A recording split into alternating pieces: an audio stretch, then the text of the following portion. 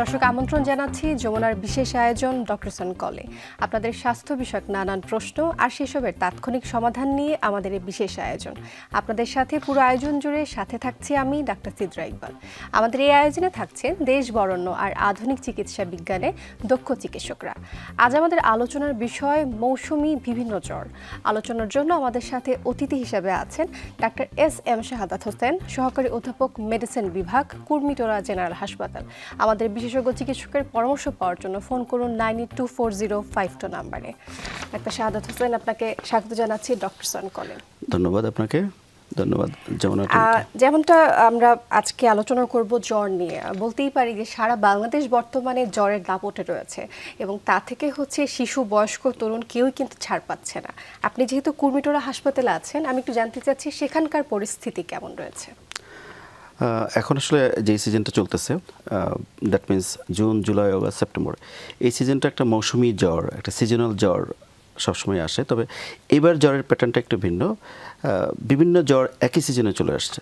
যেমন আমরা যে জ্বরগুলো পাচ্ছি, যে জ্বরগুলোর রোগীরা আসতেছে 102, 3, 4, high temperature, joint pain, back pain, কোমরে ব্যথা, মাথা ব্যথা, র্যাশ, এগুলো নিয়ে আসতেছে। তো আমরা ইভ্যালুয়েশন করে দেখতেছি এই জ্বরগুলো কমনলি যে আসতেছে, যেগুলো জ্বর, সেগুলো হচ্ছে ডেঙ্গু, চিকুনগুনিয়া, করোনা ভাইরাসও আসতেছে, কোভিড, ইনফ্লুয়েঞ্জা, টাইফয়েড, প্যারাটাইফয়েড, ইভেনকি কিছু রোগী আসতেছে সেম ফিচার নিয়ে, সেটা হচ্ছে জন্ডিস বা হেপাটাইটিস নিয়ে। তো এগুলো একটু কমনলি পাচ্ছি। মানে সবগুলো যে জ্বরগুলো হচ্ছে মোটামুটি একই সিজনে হচ্ছে, সবগুলো জ্বর একসাথে একত্রিত আক্রান্ত করছে। তো হঠাৎ করে কেন আসলে এতগুলো জ্বর বা এতগুলো রোগ একসাথে ছড়িয়ে পড়ার কারণটা কি? একটা তো আছে যে এই সময়টা ডেঙ্গু বা চিকুনগুনিয়া এই সময়টা হয়। এছাড়া এর সাথে যেটা অ্যাড হয়েছে ইনফ্লুয়েঞ্জা, যে একটু ক্লাইমেটটা একটু একবার রেইনি হচ্ছে, একবার হট হয়ে যাচ্ছে, এটার জন্য একটা ইনফ্লুয়েঞ্জা একটা চলে আসতেছে, ইনফ্লুয়েঞ্জা ফিভার, রাইনাইটিস, কফ, সর্দি, এগুলো নিয়ে প্রেজেন্ট করতেছে বাচ্চারা, বিশেষ করে বড়রাও। আর ডেঙ্গু, চিকুনগুনিয়া, যদিও গতবার ছিল ডেঙ্গু, চিকুনগুনিয়া ছিল না, কিন্তু এবার চিকুনগুনিয়াটাও আসছে, জয়েন্ট পেইন নিয়ে আসতেছে এবং প্রচণ্ড ব্যাক পেইন নিয়ে আসতেছে, র্যাশ নিয়ে আসতেছে। এটার একটা হতে পারে যে ডেঙ্গু এবং চিকুনগুনিয়া কিন্তু একই মসকিটো নিয়ে বাইট থেকে হয় এবং সেটা এডিস এজিপ্টি মসকিটো। আচ্ছা ডাক্তার শাহাদাত, একটু জানতে চাই যে যেহেতু জ্বরগুলো সবগুলোই সিমটমসগুলো মোটামুটি প্রায় কাছাকাছি, সেটা ডেঙ্গু হোক, ইনফ্লুয়েঞ্জা হোক বা চিকুনগুনিয়া, তারপরেও সাধারণ জনগণের জন্য আপনি কিভাবে এটাকে ডিফারেন্সিয়েট করা বা বুঝতে পারবার জন্য কি লক্ষণ বা উপসর্গগুলো দিয়ে কিভাবে বোঝা যেতে পারে যে এটা আসলে কোন ধরনের জ্বর? আচ্ছা, প্রথম আসে ডেঙ্গু। ডেঙ্গুর ক্ষেত্রে পেশেন্ট হাই ফিভার নিয়ে আসবে, অনেক জ্বর, 103, 4 জ্বর, এবং প্রথম 3 দিন জ্বর থাকে, সাথে ব্যাক পেইন থাকে, পিছনে শরীর ব্যথা থাকে, গিটে গিটে ব্যথা, র্যাশ আসতে পারে। এবং কিছু কিছু কমপ্লিকেটেড ক্ষেত্রে পেশেন্টের ব্লিডিং সিমটম আসতে পারে। দেখা যাচ্ছে তার কাশির সাথে রক্ত আসতেছে, তার প্রস্রাবের সাথে রক্ত আসতেছে, এখন কিন্তু ডায়রিয়া হচ্ছে একটা সিমটমের মধ্যে চলে আসছে, পেটে ব্যথা আসতেছে, এগুলো ডেঙ্গুর সাথে চলে আসছে। কিন্তু চিকুনগুনিয়ার ক্ষেত্রে ম্যাক্সিমাম যেটা হয়, জ্বরের সাথে জয়েন্ট পেইনটা অনেক বেশি প্রখর দেখা যাচ্ছে, হাই ফিভার, জয়েন্ট পেইন। কিন্তু চিকুনগুনিয়াতে র্যাশ থাকে কিন্তু ব্লিডিং টেন্ডেন্সির হিস্ট্রিটা থাকে না, বা অ্যাবডোমিনাল পেইনের হিস্ট্রি খুব বেশি পাওয়া যায় না। আর অন্যদিকে কোভিড যেটা আসতেছে, সেটার ক্ষেত্রে আমরা রানিং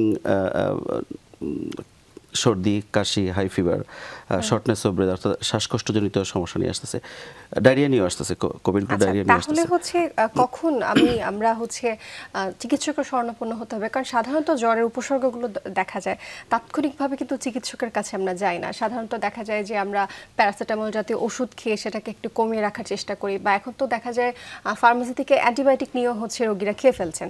তো কি লক্ষণ থাকলে আমরা এটাকে সিরিয়াসলি নিব যে না, আমার এখনই হাসপাতালে বা চিকিৎসকের কাছে নিয়ে যেতে হবে? যেহেতু এখন একটা সিজনাল জ্বর চলেই আসছে, আমরা ধরে নিচ্ছি হয় ডেঙ্গু নয়, চিকুনগুনিয়া নয়, এন্ট্রিক বা টাইফয়েড বা প্যারাটাইফয়েড। তা আমাদের যেটা অ্যাডভাইস, সেটা হচ্ছে যে জ্বর 24 আওয়ার্সের মধ্যে হাই রাইজ ফিভার হয়, অর্থাৎ 103, 4 জ্বর হয়, সাথে জয়েন্ট পেইন, ব্যাক পেইন, চোখে ব্যথা, মাথা ব্যথা, এগুলো র্যাশ থাকে, তাহলে আমি মনে করি যে 24 ঘন্টার মধ্যেই ডক্টরের কাছে যাওয়া উচিত। কারণ আর্লি ডায়াগনোসিস, শুরুতে ডায়াগনোসিস হলে সেটা ট্রিটমেন্টটাও কিন্তু ভালো হয়। কারণ একটা পেশেন্ট শুরুতে ডায়াগনোসিস হলে তার কিন্তু ফার্স্ট এড ট্রিটমেন্ট, জ্বর কন্ট্রোল, জ্বরের ডায়াগনোসিস হওয়া, জ্বরের অন্যান্য কমপ্লিকেশন যেটা ম্যানিফেস্টেশনগুলোও কিন্তু আর্লি ডিটেকশন হয়। সুতরাং আমার মতে জ্বর হওয়ার 24 ঘন্টার মধ্যেই ডক্টর কাছে যাওয়া উচিত। তাহলে আমরা ইনভেস্টিগেশন করে কিন্তু ডিফারেন্সিয়েট করতে পারবো আর্লি, যেটা ডেঙ্গু না চিকেনগুনিয়া নাকি টাইফয়েড প্যারাটাইফয়েড নাকি কোভিড হতে পারে এ ধরনের। স্যার আমরা কথা বলছিলাম জ্বর নিয়ে এবং আলোচনা করছিলাম যে আসলে কোন রোগীগুলোকে হচ্ছে আমরা হাসপাতালে নিব। তাহলে যেহেতু হাসপাতালে একটা লিমিটেশন আছে ভর্তি করবার জন্য, আপনারা হচ্ছে কোন রোগীগুলোকে প্রথম প্রায়োরিটি দেন, যে কাকে আসলে হাসপাতালে ভর্তি করতে হবে বা কাদের জন্য হচ্ছে বাসায় থেকে চিকিৎসাটা নেওয়া যেতে পারে? আচ্ছা, এখানে সবারই জানা উচিত, আমি মনে করি সব রোগী এবং রোগীর সাথে যারা থাকে তাদের সবারই জানা উচিত আসলে কোন সিমটমগুলো খারাপ, কোন লক্ষণগুলো খারাপ। তার মধ্যে প্রথম হচ্ছে যদি একটা রোগীর অনেক জ্বরের সাথে রোগী আনকনশাস অজ্ঞান হয়, প্রথম। সেকেন্ড হচ্ছে রোগীর স্কিনটা কোল্ড ক্লামি অর্থাৎ ঠান্ডা, ব্লাড প্রেশার পাওয়া যাচ্ছে না, তার সিভিয়ারলি ডিহাইড্রেটেড, তার সাথে কিছু ব্লিডিং ম্যানিফেস্টেশন আছে, কাশির সাথে ব্লাড আসতেছে, প্রস্রাবের সাথে ব্লাড আসতেছে, স্টোরের সাথে ব্লাড আসতেছে, তাহলে অবশ্যই হসপিটালে নেওয়া উচিত। তার স্কিনে ইকাইমোসিস বলি আমরা বা পারপুরা বলি, যে জায়গায় জায়গায় সোপ ব্লিডিং দেখা যাচ্ছে, তাহলে অবশ্যই তাকে হসপিটালে করা উচিত। অ্যাবডোমেনে পেইন অর্থাৎ পেটে ব্যথা, রিকারেন্ট ভমিটিং, ইন্ট্রাক্টেবল ভমিটিং, প্রচুর বমি হচ্ছে, কোনোভাবেই কমতেছে না, মুখে ওরাল ওষুধ খেয়েও কমতেছে না, অবশ্যই হসপিটাল নিয়ে যাওয়া উচিত। পেশেন্টের সাইন অফ শক যেটা আছে, পালস পাওয়া যাচ্ছে না, রেসপিরেশন স্লো হয়ে আসতেছে, ব্লাড প্রেশার খুব ডাউন হয়ে গেছে, অবশ্যই হসপিটালে নিয়ে যাওয়া উচিত। এই পেশেন্টগুলোকে বাসায় না রাখাই ভালো এবং আমরা সাধারণত প্রায়োরিটি দিই এই ধরনের পেশেন্টকেই হসপিটালে ভর্তি হওয়ার জন্য। কারণ এই পেশেন্টটাকে হসপিটালে না নিলে ওই সময়টা যদি আমরা ইমিডিয়েট ট্রিটমেন্ট না করি তাহলে অর্গান ফেলিওর হবে, তাহলে তার ম্যানিফেস্টেশনটা একটা পর্যায়ে এমন যায় তাকে সেভ করা টাফ হয়ে যায়। আচ্ছা, যাদের অলরেডি হচ্ছে ডায়াবেটিস আছে তাদের বিষয়ে একটু জানতে চাচ্ছি। ডায়াবেটিক পেশেন্ট আছে, তাছাড়া হচ্ছে থাইরয়েডের প্রবলেম আছে, অথবা গর্ভবতী মায়েরা যারা রয়েছেন, তাদের ক্ষেত্রে তাদের যদি এই মুহূর্তে জ্বরটা হয় তাদের চিকিৎসাটা আপনারা কিভাবে দিচ্ছেন? আচ্ছা, ডায়াবেটিস পেশেন্টের যদি ডায়াবেটিস কন্ট্রোল থাকে তাহলে সেটা ক্ষেত্রে অ্যাজ ইউজুয়াল সবার মতোই চিকিৎসা হবে। তবে একটু খেয়াল রাখতে হবে ডায়াবেটিস পেশেন্টের অন্যান্য কোমরবিডিটি আছে কিনা। সাধারণত ডায়াবেটিক পেশেন্টকে আমরা হয়তো জ্বর আর ডায়াবেটিস বললো, রোগী অন্য ডিজিজগুলো বলে না। অন্যান্য কোমরবিডিটি তার সিকিডি আছে কিনা, কিডনি ডিজিজ আছে কিনা, লিভার সিরোসিস আছে কিনা, তার ইস্কেমিক হার্ট ডিজিজ আছে কিনা, তার স্ট্রোকের হিস্ট্রি আছে কিনা। যদি এগুলো কোমরবিডিটি থাকে তাহলে ওই পেশেন্টের উপরে অ্যালার্ট থাকতে হবে এবং তাকে একটু কেয়ারফুলি ডিল করতে হবে। হাইপোথাইরয়েড বা থাইরয়েডের ডিজিজের ক্ষেত্রে হরমোন লেভেল যদি স্টেবল থাকে অ্যাজ ইউজুয়াল আমরা সব রোগীর মতো ট্রিট করবো। প্রেগনেন্সির ক্ষেত্রে একটু সতর্ক থাকতে হবে, কারণ প্রেগনেন্সি পেশেন্ট ডিমান্ড অনেক বেশি থাকে এবং এই পেশেন্টগুলো অবশ্যই ভালনারেবল, ইমিউনো সাপ্রেসড থাকে। সুতরাং প্রেগনেন্সির ক্ষেত্রে ডেঙ্গু, প্রেগনেন্সির ক্ষেত্রে চিকুনগুনিয়া, প্রেগনেন্সির ক্ষেত্রে এন্ট্রিক, টাইফয়েড ফিভার, এই পেশেন্টগুলোকে আমরা বলি যদি টেম্পারেচার অনেক হাই রাইজ হয়, একটু যদি কমপ্লিকেটিং সাসপেক্ট করা হয় তাহলে হসপিটালে অ্যাডমিট হয়ে যাওয়া বেটার। আচ্ছা, যদি হচ্ছে কারো খিঁচুনি ওঠে বাসায় থেকে, কনভালশন যেটাকে বলি, তো এই খিঁচুনিটা যখন উঠে থাকে বাসায় যদি সে মুহূর্তে থাকে তখন তাৎক্ষণিকভাবে কি করা যেতে পারে যাতে হচ্ছে খিঁচুনিটাকে কন্ট্রোল করা যায়? প্রথম হচ্ছে খিঁচুনিটা উঠতেছে তার জ্বরের জন্য, জ্বরটা নামাতে হবে। জ্বরটা নামানোর জন্য তাকে প্যারাসিটামল সাপোজিটরি দেওয়া যায় বাচ্চাদের ক্ষেত্রে বয়স হিসাবে, বড়দের ক্ষেত্রে 500 মিলিগ্রাম সাপোজিটরি। সেকেন্ড হচ্ছে তাকে স্পঞ্জিং, র্যাপিড স্পঞ্জিং করতে হবে, অর্থাৎ পানি দিয়ে স্পঞ্জিং করতে হবে, এটা করতে হবে। থার্ড হচ্ছে তাকে আমরা অ্যান্টি কনভালসেন্ট ওরালি দিতে পারি যদি সে। স্যার একটু ইন্টারাপ্ট করছি আমি আপনাকে, আপনি বললেন যে পানি দিয়ে গা হাত মোছেন, এখানে কিন্তু একটা কনফিউশন থাকে, ঠান্ডা পানি দিয়ে নাকি ওয়ার্ম লুকওয়ার্ম ওয়াটার যেটাকে বলবো, একটু কুমকুম গরম পানি, কোন পানি? স্বাভাবিক পানি দিয়ে দেওয়া যেতে পারে, কুসুম কুসুম গরম পানি দিয়ে দেওয়া যেতে পারে, ঠান্ডা পানি দিয়ে না দেওয়া ভালো। আরেকটা হচ্ছে যদি পেশেন্ট ওরাল ওষুধ খেতে পারে তাহলে তাকে আমরা কিছু সেডেটিভ দিতে পারি, ডায়াজিপাম দিতে পারি, অ্যান্টিকনভালসেন্ট ডায়াজিপাম দেওয়া যায় অথবা ক্লোনাজিপাম দেওয়া যায়। এটা দিয়ে আমরা রোগীকে হসপিটাল, আর যদি পেশেন্ট ইনজেকশন না করতে পারে, গিলতে না পারে, তাহলে সেই পেশেন্টকে কোনো কিছু মুখে না দেওয়া ভালো, তাকে সরাসরি হসপিটালে পাঠিয়ে দিতে হবে, তাৎক্ষণিকভাবে হাসপাতালে। স্যার এবার একটু ইনফ্লুয়েঞ্জা নিয়ে আমি কথা বলতে চাচ্ছি। ইনফ্লুয়েঞ্জার ভ্যাকসিন যতটুকু জানি যে আছে, তো সাধারণ জনগণ হচ্ছে ইনফ্লুয়েঞ্জার ভ্যাকসিন প্রতি বছর নিতে হতে পারে বা নেওয়া যায় এমনটা ধারণা কিন্তু খুব কমই আছে বা নিচ্ছেনও না, যার জন্য ওই যে প্রতিনিয়ত হচ্ছে হাঁচি কাশি ঠান্ডা কিন্তু লেগেই আছে। আমি একটু জানতে চাচ্ছি ইনফ্লুয়েঞ্জার ভ্যাকসিনের নিয়মটা আসলে কি, কবে দেওয়া যায় বা কতদিন পর পর দেওয়া যায়? আচ্ছা, ইনফ্লুয়েঞ্জা ভ্যাকসিনের ক্ষেত্রে বেসিক্যালি আমরা যেটা করি সেটা হচ্ছে প্রথমে একটা ডোজ দেওয়া হয়, তার 3 মাসের মধ্যে একটা ডোজ দেওয়া যেতে পারে। তবে ইনফ্লুয়েঞ্জা ভ্যাকসিনে এরকম না যে একবার দেওয়ার পর আর দেওয়া লাগবে না, আচ্ছা, তাকে আবার সিজন হিসাবে আবার দেওয়া উচিত। যদি বিশেষ করে সে যদি ইমিউনোসাপ্রেসড হয়, সে যদি ডায়াবেটিক হয়, সে যদি অ্যাজমার পেশেন্ট হয়, তাহলে তাকে আরেকটা আবার সেকেন্ড ইয়ারেও আবার ভ্যাকসিন দেওয়া উচিত। আচ্ছা, এর কোনো পার্শ্ব প্রতিক্রিয়া আছে কিনা, যেহেতু ভ্যাকসিনেশন প্রতিনিয়ত? ভ্যাকসিনেশনে খুব বেশি পার্শ্ব প্রতিক্রিয়া নাই। ভ্যাকসিনেশন একটা হতে পারে একটু তার একটু মাসেল পেইন হতে পারে, তার একটু জয়েন্ট পেইন হতে পারে, কিন্তু সিগনিফিকেন্ট কোনো পার্শ্ব প্রতিক্রিয়া নাই। আচ্ছা, জয়েন্ট পেন থেকে মনে পড়লো, চিকুনগুনিয়া হওয়ার পর দীর্ঘদিন কিন্তু হচ্ছে মানুষের মধ্যে এখন জয়েন্ট পেনটা রয়ে যাচ্ছে। জ্বর নেই কিন্তু পেইন রয়ে যাচ্ছে, হাঁটা চলায় কষ্ট হচ্ছে, বিশেষ করে সকালে ঘুম থেকে উঠবার পরে রোগীরা কমপ্লেইন করছে যে আমি হাত পা হচ্ছে আগের মতো সচলভাবে চলাফেরা করতে পারছি না। এটার কারণটা আসলে কি? আচ্ছা, চিকুনগুনিয়াতে যেটা হয় সেটা হচ্ছে, চিকুনগুনিয়াতে এটা তো একটা ভাইরাল ফিভার বেসিক্যালি। তো চিকুনগুনিয়াতে জয়েন্টের যে ভিতরে একটা ইনফ্লামেশন হয়। আচ্ছা, জয়েন্টে বেসিক্যালি জয়েন্টে ইনফ্লামেশন হয়। এই জয়েন্টে ইনফ্লামেশনের জন্য কিন্তু জয়েন্টে একটা প্রদাহ হচ্ছে এবং এর ভিতরে ফ্লুইড অ্যাকুমুলেশন হয়, জয়েন্ট সোয়েলিং হয়। এবং চিকুনগুনিয়ার জয়েন্ট পেইন কিন্তু লং লাস্টিং করে। ডেঙ্গুর জয়েন্ট পেইনটা শর্ট পিরিয়ড, কিন্তু চিকুনগুনিয়ার জয়েন্ট পেইন বলা হয় 1.5 মাসেরও বেশি লাস্টিং করে এবং সিভিয়ার পেইন হয়, পেশেন্ট আনএবল টু ওয়াক হয়, হাঁটতেই পারে না এবং জয়েন্টের সোয়েলিংও চলে আসে। তো এই পেশেন্টগুলোর ক্ষেত্রে আসলে ট্রিটমেন্টের ক্ষেত্রে ফার্স্ট হচ্ছে তাকে আসলে ব্যথার ওষুধের পাশাপাশি তাকে বিশ্রাম দিতে হবে। আচ্ছা, একটু হচ্ছে রেস্টের মধ্যে থাকতে হবে। আমরা কথা বলছিলাম স্যার জ্বর নিয়ে। ডাক্তারের কাছে গেলে ডাক্তার অনেকগুলো পরীক্ষা নিরীক্ষা দিয়ে দেয়, তারপরও দেখা যায় যে আমার রোগটা ধরা পড়ছে না। এমন প্রশ্নের সম্মুখীন তো হয়তো অনেকবারই হয়েছেন। তো ডেঙ্গুর ক্ষেত্রে বিশেষ করে এটা হয় যে রোগী হচ্ছে জ্বরের কয়েকদিন পরে হচ্ছে টেস্ট করতে গিয়েছে, প্রপারলি আসলে ধরা পড়েনি, তবে ডেঙ্গু ছিল। তো এইগুলোর কারণ কি এবং কিভাবে আমরা সাধারণ মানুষ বুঝতে পারবো যে কখন কোন পরীক্ষাটা করবার প্রয়োজন আছে? আচ্ছা, এখানে একটা যেটা হয় যে রোগী যখন জ্বরটা শুরু হয়, প্রথম হলো ফার্স্ট ডে অফ ফিভার, এটা ভুল করে, এটা একটা প্রবলেম হয়। অর্থাৎ কতদিন থেকে জ্বর, এটা একটা ভুল করে ফেলে, যা হলে কাউন্টিংয়ের সমস্যা করে, ইনভেস্টিগেশনে অনেক সময়, কারণ ইনভেস্টিগেশনে কত দিন ধরে জ্বর এটা ইম্পর্টেন্ট ডায়াগনোসিসের জন্য। যেমন প্রথম 3 থেকে 4 দিনের মধ্যে ডেঙ্গুর ক্ষেত্রে সিবিসি আর NS1 অ্যান্টিজেন করতে হবে। আচ্ছা, এটা কমনলি সবাই মোটামুটি এখন জানে। তারপরে পঞ্চম ডে থেকে আসলে অ্যান্টি ডেঙ্গু IgG IgM করতে হবে। আবার বলে দিচ্ছি দর্শক, যদি পঞ্চম দিন হয়ে থাকে সেক্ষেত্রে IgG এবং IgM করতে হবে, ডেঙ্গু যদি আমরা শনাক্ত করতে চাই। জি, এখন কাউন্টিংয়ে যদি ভুল করে রোগী তাহলে কিন্তু ডায়াগনোসিস ভুল হয়ে যাবে। এটা আর সাথে সিবিসি তো অবশ্যই লাগবে।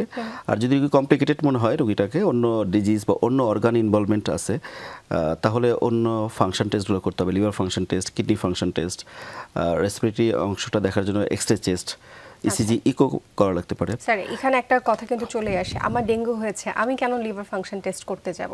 লিভারের সাথে কি সম্পর্ক, বা হচ্ছে রেসপিরেটরি টেস্ট, বা আমার ফুসফুসে কি সমস্যা হতে পারে, কেনই বা পরীক্ষাগুলো? খুব ভালো কোশ্চেন। প্রথম হচ্ছে ডেঙ্গু, একটা হচ্ছে ক্লাসিক্যাল ডেঙ্গু, আর একটা হচ্ছে complicated dengue. Complicated dengue, classical dengue, haemorrhagic dengue, dengue shock syndrome. তো ক্লাসিক্যাল ডেঙ্গুতে খুব বেশি কিন্তু আমরা অন্য অর্গান ইনভলভমেন্ট পাই না, কিন্তু dengue, haemorrhagic dengue, dengue shock syndrome, এই দুটাতে আমরা অন্য অর্গান ইনভলভমেন্ট পাই। এটাকে আলাদা একটা নামই দেওয়া হয়েছে, সেটা হচ্ছে এক্সটেন্ডেড ডেঙ্গু সিনড্রোম। আচ্ছা, তো এটা ক্ষেত্রে যেটা হয় অন্য অর্গানগুলো ইনভলভ হয়, যেমন আমরা ফুসফুসে আমরা পানি জমে যায়, প্লুরাল ইফিউশন বলি, পেটে পানি আসে, অ্যাসাইটিস বলি, লিভারে ডেঙ্গু হেপাটাইটিস ডেভেলপ করে, অর্থাৎ লিভারের এনজাইমগুলো বেড়ে যায়, বিলিরুবিনও বাড়ে, SGPT SGOT বাড়ে, বিলিরুবিন বাড়ে, মায়োকার্ডাইটিস ডেভেলপ করে হার্টে, মায়োকার্ডিটিস, এন্ডোকার্ডিটিস ডেভেলপ করে, নেফ্রাইটিসও ডেভেলপ করে, রেনাল ফেলিওর, অর্গানগুলো ইনভলভমেন্ট হয়, ভাইটাল যে অর্গানগুলো রয়েছে সেখানে হচ্ছে আক্রান্ত হতে পারে, যে যার কারণে ডেঙ্গুকে আমরা যখন ডেঙ্গু শক সিনড্রোমে যাবে অন্য অর্গান ইনভলভমেন্ট হওয়ার চান্স অনেক বেড়ে যায়। তো সবগুলো অর্গানকেই তখন আমাকে স্ক্রিনিং করে নেওয়া জরুরি হয়ে পড়ে, যে অন্য অর্গানও ঠিক আছে কিনা। এর সাথে যারা আগে থেকে ডায়াগনোসড কেস, যে তার আগে থেকে লিভার সিরোসিস আছে, আগে থেকে তার রেনাল ফেলিওর আছে, আগে থেকে তার ইসকেমিক হার্ট ডিজিজ আছে, সে তো ভালনারেবল, তার ক্ষেত্রে অবশ্যই অন্য অর্গানের স্ক্রিনিং করে নিতে হবে। স্যার, এবার আমরা যেহেতু অনুষ্ঠানের শেষ পর্যায়ে আসছি, এবার একটু জানতে চাচ্ছি 2025-এ হচ্ছে যে অবস্থা বা ভয়াবহতা আমরা দেখছি, এটা হচ্ছে অন্যান্য বছরের তুলনায় কিন্তু অনেক বেশি। তাহলে এটার পেছনে আসলে কারণটা কি, পরিবেশ নাকি আমাদের অসচেতনতা রয়েছে? 2025-এর ভয়াবহ আমি বলবো না, 2025-এ হয়তো পেশেন্ট সাফার করতেছে, কিন্তু পরিস্থিতি ভয়াবহ না। কারণ ডেঙ্গুতে 2024-এ বা আরও 2021-এ তখন যে অবস্থা হয়েছিল অনেক বেশি মারা গেছিল, অনেক বেশি আমরা পেশেন্ট হসপিটালাইজড করছি। এত ভয়াবহ বলবো না, পেশেন্ট সাফারিংস হচ্ছে, পেশেন্ট আসতেছে প্রচুর, ডায়াগনোসিস হচ্ছে, চিকিৎসা হচ্ছে, পরিস্থিতি অনেক ভয়াবহ না, পরিস্থিতি ভয়াবহ বলবো না, আমি বলবো না। পেশেন্ট আসতেছে বাট কমপ্লিকেটেড পেশেন্টের রেট কম। আমরা বলতে পারি এটা একটা সিজনাল সময়, যে সিজনাল এবং আমাদের কন্ট্রোলে আছে। এটা ভয়াবহ সিচুয়েশন হয় নাই, রাইটলি অনেস্টলি। আর এটার একটা কারণ তো প্রথমেই বললাম যে একটা হচ্ছে আমাদের দেশে তো মসকিটো কন্ট্রোল করা খুব টাফ, এটা একটা, যদিও মানুষ সচেতন হয়েছে। সেকেন্ড হচ্ছে সিজনাল ভেরিয়েশন, বৃষ্টি হচ্ছে আবার হট ওয়েদার হচ্ছে, মানুষের হাইজিনের প্রবলেম আছে, মানে পার্সোনাল হাইজিন তো অবশ্যই প্রবলেম আছে। সেফ ওয়াটার ড্রিঙ্কিং বলে একটা কথা আছে, মানুষ নিজে সেটা এনশিওর না করলে শুধুমাত্র অ্যালার্টনেস দিয়ে হয় না, বা গভর্নমেন্টে অ্যালার্মিং দিয়ে হয় না, যে এগুলো একটা ব্যাপার আছে। আর কোভিডের বিষয়টা তো কনকমিটেন্ট বিভিন্ন কান্ট্রিতে যখন ছড়িয়ে পড়ে তখন তো আমাদের দেশে সেটা একটা রেশ পড়বেই। সব মিলে আসলে নিজে সচেতন হলে পরিবেশ সচেতন, ইনফেক্টেড পারসন আসতেছে প্রচুর, কিন্তু সিচুয়েশন আমাদের কন্ট্রোলেই আছে, সিচুয়েশন অ্যালার্মিং। আশা করি পরবর্তীতে সিচুয়েশনটা যাতে আমাদের কন্ট্রোলেই থাকে, এবং তার থেকে যে রকম রোগীর সংখ্যা আমরা দেখছি, আশা করছি যে হাসপাতালে বেডগুলো আস্তে আস্তে যাতে কমে যায়। আমরা হচ্ছে একদমই শেষ পর্যায়ে চলে এসেছি, আপনার কাছে ছোট্ট করে একটু জানতে চাচ্ছি, যারা এখনো জ্বর আক্রান্ত হননি তারা হচ্ছে নিজেদেরকে কিভাবে এই জ্বর থেকে হচ্ছে বাঁচিয়ে রাখতে পারবেন? আচ্ছা, এটা খুব সুন্দর কোশ্চেন।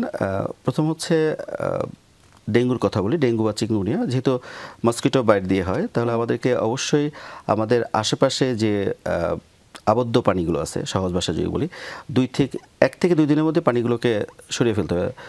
সেটা ফুলের টব হতে পারে, তারপরে বিভিন্ন জমিয়ে থাকা পানি হতে পারে, সেই পানিগুলোকে সরিয়ে ফেলতে হবে।